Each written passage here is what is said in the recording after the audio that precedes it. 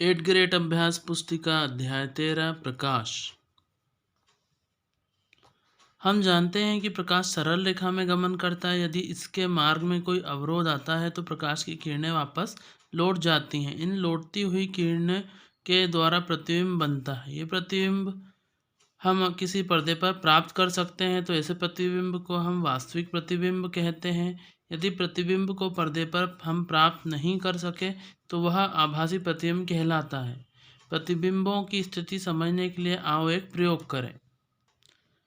एक समतल दर्पण के सामने खड़े हो जाइए। अब अपने दाएं हाथ को ऊपर उठाइए। देखिए आपके प्रतिबिंब का कौन सा हाथ ऊपर उठता है। अब आप अपने बाएं कान को स्पर्श कीजिए।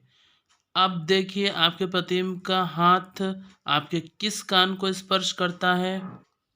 प्रतिबिंब में दक्षिण वाम दिखाई पड़ता है, वाम दक्षिण दिखाई पड़ता है, यानी बायां हाथ उठाने पर हमें प्रतिबिंब में दायां हाथ ऊपर उठता हुआ दिखाई देता है। इसी प्रकार से दायां हाथ उठाने पर प्रतिबिंब में बायां हाथ ऊपर उठता दिखाई देता है। प्रतिबिंब में ध्यान से देखें, केवल साइड में ही यह अदला बदली हुई है। प्रतिबिंब उल्टा नहीं है, यानी ऊपर का नीचे और नीचे का ऊपर नहीं है। नीचे दिए गए शब्दों का चयन कर रिक्त स्थान की पूर्ति कीजिए। यदि आपतन कोण का मान 45 अंश है तो परावर्तन का कोण का मान भी 45 अंश होगा। परावर्तित किरण तथा अभिलंब के बीच के कोण को परावर्तन कोण कहते हैं। आपतित किरण, आपतन बिंदु पर अभिलंब तथा परावर्तित किरण ये सभी एक ही तल में होते हैं।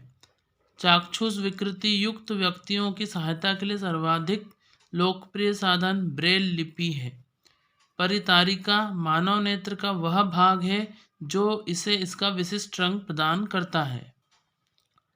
प्रश्न 2, सही विकल्प के आगे सही का निशान लगाइए। दर्पण द्वारा बने प्रतिबिंब में वस्तु का बायां भाग दाईं ओर तथा दायां भाग बाईं ओर दिखाई पड़ता है। इस परिघटना को कहते हैं, तो इसे ऑप्शन डी पार्श्व परिवर्तन।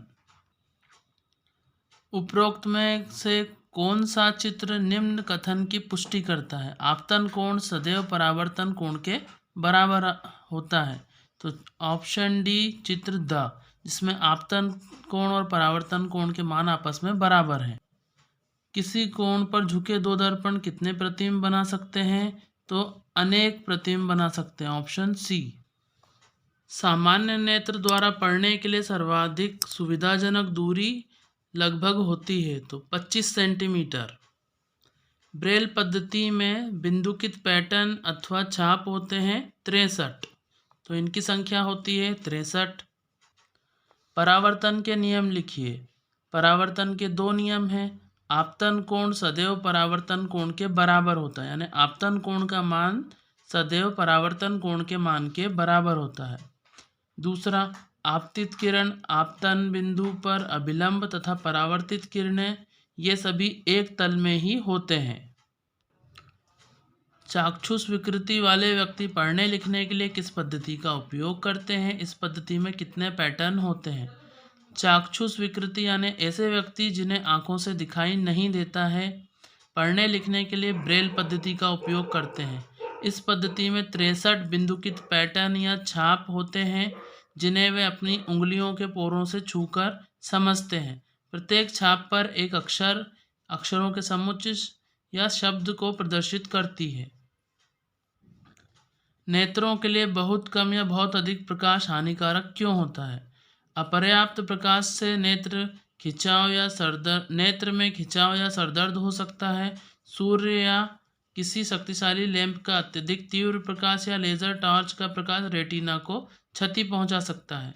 इसलिए हमें मध्यम प्रकाश में जो आँखों के लिए उपयुक्त लगे उसमें हमें रहना चाहिए, पढ़ाई करना चाहिए। अधिक एवं कम प्रकाश में हमें पढ़ाई नहीं करना चाहिए। प्रकाश का विक्षेपण किसे कहते हैं। विक्षेपण की घटना को दर्शाने वाला कोई प्राकृतिक उदाहरण दीजिए। प्रकाश के अपने रंगों में विभाजित होने की घटना को प्रकाश का विक्षेपण कहते हैं। बारिश के बाद पश्चिम दिशा में आपने कई बार इंद्रधनुष को बनते हुए देखा होगा। इंद्रधनुष जो है एक प्राकृतिक परिघटना है जो प्रकाश के विक्षेपण को दर्शाती है। रेटिना में पाई जाने वाली तंत्रिका कोशिका के प्रकार एवं उनके कार्य लिखिए। तो रेटिना में तंत्रिका कोशिकाएं दो प्रकार की होती हैं।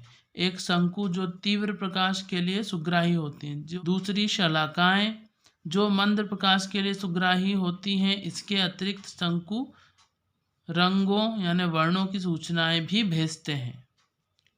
मनुष्य में होने वाले दृष्टि दोषों से आप क्या समझते हो? इन दोषों का निवारण किस प्रकार किया जा सकता है? तो कुछ मनुष्य पास रखी वस्तुओं को स्पष्ट रूप से देख सकते हैं, परंतु दूर की वस्तुओं को स्पष्ट नहीं देख पाते। इसके विपरीत कुछ मनुष्य निकट रखी वस्तुओं को साफ नहीं देख पाते, परंतु दूर की वस्तुओं को स्पष्ट रूप से देख पाते हैं। उचित संसाधक लेंसों के उपयोग द्वारा नेत्र के इन दृष्टि दोषों का समाधान किया जा सकता है। विसरित एवं नियमित परावर्तन में कोई दो अंतर लिखिए। क्या विसरित परावर्तन में परावर्तन के नियमों का पालन होता है? विसरित परावर्तन में खुरदुरे या अनियमित पृष्ठ से परावर्तन होता है, जबकि नियमित परावर्तन में चिकने पृष्ठ से परावर्तन होता है। विसरित परावर्तन में परावर्तन के पश्चात किरणें समांतर नहीं होती, बल्कि बिखर जाती हैं, जबकि नियमित परावर्तन में परावर्तन के पश्चात किरणें समांतर रहती हैं, यानी उनके बीच की दूरी समान रहती है। विसरित परावर्तन में भी परावर्तन के नियमों का सफलतापूर्वक पालन होता है। आपतित किरण, परावर्तित किरण तथा आपतन बिंदु पर अभिलंब एक ही तल में स्थित होते हैं। परावर्तन के इस नियम को दर्शाता हुआ एक किरण आरेख खींचिए। मानव नेत्र का नामांकित चित्र बनाइए तथा इसमें परितारिका के महत्व को समझाइए।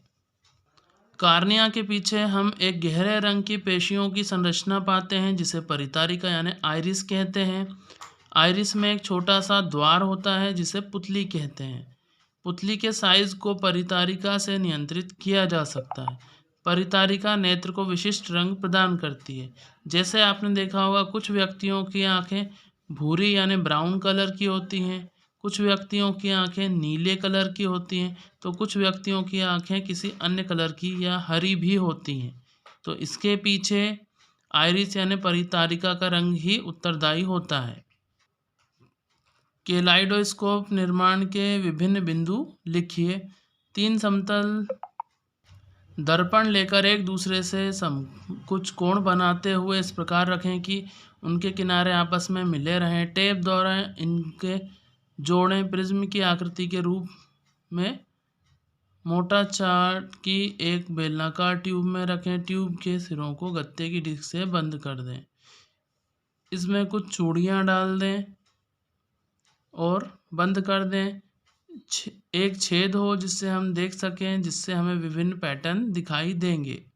केलाइडोस्कोप के उपयोग लिखिए। दीवारों, कागज़ों एवं वस्त्रों के डिज़ाइन बनाने, नए नए पैटर्न की कल्पना करने के लिए केलाइडोस्कोप का उपयोग किया जाता है। केलाइडोस्कोप का चित्र बनाइए। नेत्रों की देखभाल हेतु आप क्या क्या उपाय करेंगे? यदि परामर्श दिया गया है तो उचित चश्मे का उपयोग करें। बहुत कम या बहुत अधिक रोशनी में काम ना करें। सूर्य या शक्तिशाली प्रकाश स्रोत को कभी भी सीधे नहीं देखें। नेत्र को रगड़ें नहीं, बल्कि स्वच्छ पानी से धोएं। पठन सामग्री को नेत्र से उचित दूरी पर रखकर पढ़ें।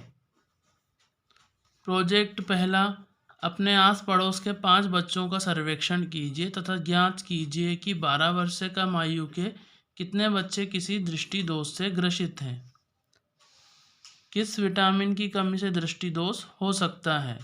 तो विटामिन ए की कमी से आंखें कमज़ोर हो जाती हैं, जिसके कारण कम रोशनी में या शाम के समय साफ दिखाई नहीं देता। जब रोशनी कम होती है तो धुंधला दिखाई देता है। आँखों को स्वस्थ बनाए रखने के लिए हमारा आहार किस प्रकार का होना चाहिए? तो आँखों को स्वस्थ बनाए रखने के लिए आहार में कई चीज़ें होनी चाहिए, जैसे मूंगफली, मसूर, अखरोट, दालें, सब्जियां एवं खट्टे फल। खट्टी चीज़ों में विटामिन सी पाया जाता है, जो आँखों को स्वस्थ रखने में मदद करता है। आँखों की सुरक्षा के लिए क्या क्या सावधानियां रखनी चाहिए? दिन में 2-3 बार आँखों को साफ पानी से धोएं। धूप के चश्मे का उपयोग करें। हरी सब्जी, फल एवं दूध का सेवन करें। पढ़ते समय बहुत कम या बहुत अधिक रोशनी में नहीं पढ़ें। प्रोजेक्ट 2, सूर्य के प्रकाश को श्वेत प्रकाश के रूप में जाना जाता है। सूर्य के प्रकाश में अनेक रंग होते हैं। यह दर्शाने के लिए कोई क्रियाकलाप करिए तथा किए गए क्रियाकलाप को अपने शब्दों में चित्र का प्रदर्शन करते हुए लिखिए।